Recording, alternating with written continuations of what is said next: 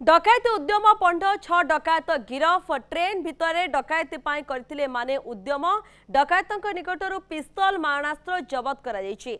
राजधानी विभिन्न थाना रे डकैत मानक नारे रही मालमाल मामला।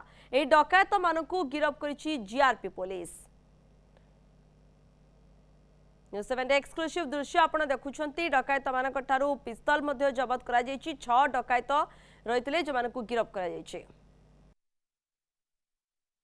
गतकाली संध्यार 7:40 बेलू आमर जीआरपीएस स्टाफ आरपीएफ स्टाफ इमाने सब पेट्रोलिंग करुले एवं पेट्रोलिंग करुवा समय रे से माने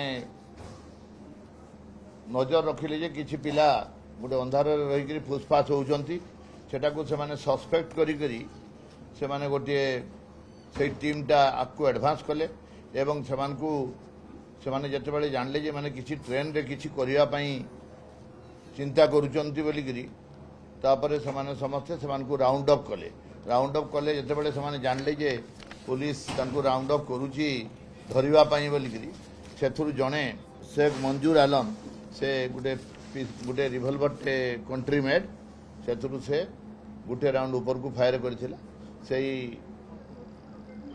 पार्टी को समस्ते मिसिक राउंड अप करी 6 जन से माने थिले 6 जन को धरा होईची से माने सबु जाक होउचंती खारवेल नगर सत्यनगर एयरफील्ड बालीपाटना और बड़गड़